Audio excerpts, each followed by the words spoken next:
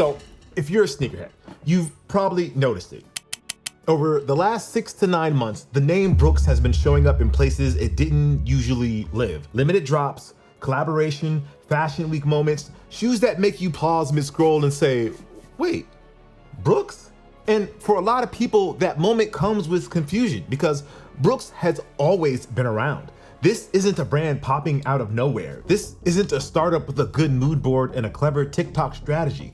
This is a brand that's been building for more than a century. So the real question isn't why Brooks is here now, it's why the sneaker world should be listening. So this isn't a history lesson. This is a retrospective about timing, patience, and how the sneaker market itself is shifting towards brands that have always charted their own path.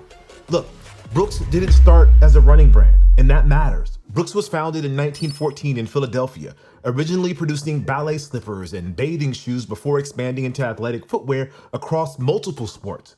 From baseball and football to gym shoes and ice skates, Brooks' early identity was simple: make footwear that solved real problems for athletes. By the 1920s and 30s, Brooks was already filing patents for cleats, art support systems, and fit innovations. This wasn't marketing, this was utility. And long before sneaker endorsements became the engine of culture, Brooks understood visibility. Olympic gold medalist and film star Sonia Henney appeared in Brooks ads for ice skates in the 1930s. When running, or I should say jogging, exploded in the early 1970s, Brooks was already positioned as a serious performance player.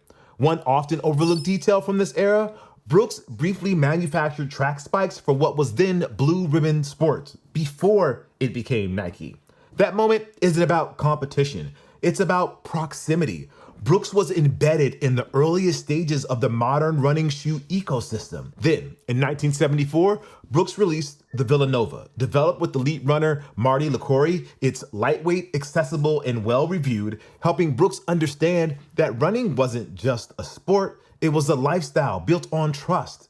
From there, the innovation cadence, it just quickens. In 1975, Brooks pioneers the use of EVA foam in midsoles. 1977, the Vantage introduces the Varus Wedge, one of the industry's first midsole-based pronation solutions, earning top recognition from Runner's World. If you care about sneaker tech, even casually, Brooks has been contributing to the foundation longer than most people actually realize. See, Brooks wasn't just running, and culture kinda forgot that. Even as running became the core, Brooks maintained visibility across professional sports. In the 1980s, Brooks athletes included Dan Marino in the NFL, and the brand had deep roots in baseball, most notably with the Pittsburgh Pirates, as well as historic moments tied to legends like Mickey Mantle wearing Brooks cleats earlier in the brand's history. And then there's the sneaker moment that still surprises people. Dominique Wilkins won the 1985 NBA Slam Dunk Contest, defeating Michael Jordan wearing Brooks basketball shoes. Now, that single fact does not redefine Brooks as a basketball brand, but it does place Brooks inside of one of the most iconic performance and style moments in sports history.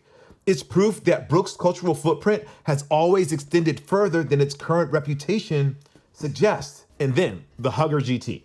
This is just like future thinking before the market was even ready. In 1980, Brooks introduced the shoe, and it quietly pushes performance footwear forward. Brooks' own history credits the Hugger GT as the first to feature a breathable Gore-Tex upper. Later coverage would frame it as the first performance sneaker to use Gore-Tex fabric in that way. What matters today is not the superlative of being first, it's the mindset.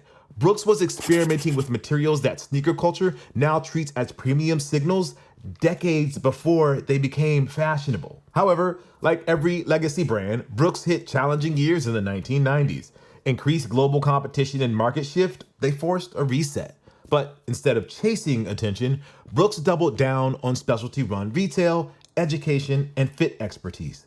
They invested in gait analysis, technical reps, and retail relationships, earning trust store by store, runner by runner. In fact, the guy who was now leading lifestyle footwear at Brooks, Matt Weiss, started at the company around this time as a technical rep. That discipline would become a long-term advantage. The modern Brooks identity starts to take shape in the early 2000s. Brooks made a defining decision. Focus entirely on performance running and lead it. The Adrenaline GTS4 launches in 2002. It introduced a tuned last that balances fit, stability, and ride. It wins major awards, becomes Brooks' best-selling shoe, and anchors the brand's leadership in support running. 2 years later, the Cascadia debuted in collaboration with ultra running legend Scott Jurek, who won Western States wearing it. The shoe becomes a cornerstone of trail running credibility. The results are tangible. Brooks grew from 62 million in 2001 to 229 million by 2010, driven by focus, not by hype. Brooks feels new to sneakerheads now, but that's because the market has changed. Scarcity alone isn't enough. Logos alone aren't enough. Consumers want authentic stories, comfort, and credibility, brands that stand for something and can back it up. Brooks is opening the vault intentionally. The Adrenaline GTS4, Cascadia 1, the Chariot. But this isn't nostalgia for nostalgia's sake. Looking forward, Brooks' biggest product story for 2026 will be the Adrenaline GTS 10 featuring DNA-tuned performance midsole cushioning, technology that debuted in 2024 with the Glycerin Max and represents Brooks' most advanced cushioning platform yet.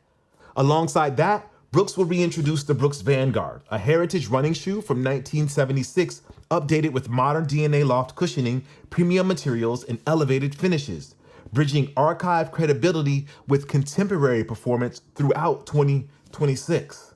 This is how Brooks connects past, present, and future without losing itself. And on a cultural side, Brooks is partnering with voices that understand community and taste.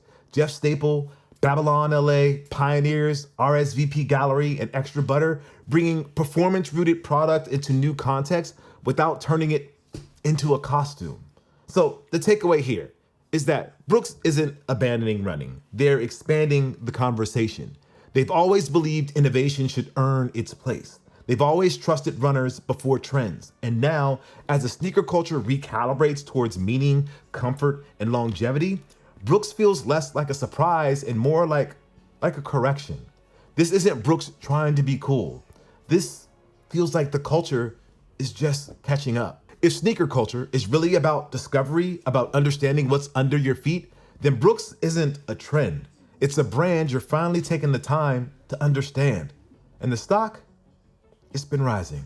Anyway, I'm Jacques Slade. Thank you guys for watching. Big shout out to the folks over at Brooks for sponsoring this video and giving us a good idea of what the brand has done in the past and what they're doing in the future. If you want to know more about Brooks, leave a comment down below, or if you have a favorite Brooks silhouette, leave it down in the comments down below as well. As always, I appreciate you guys, and I'll see you soon. Peace.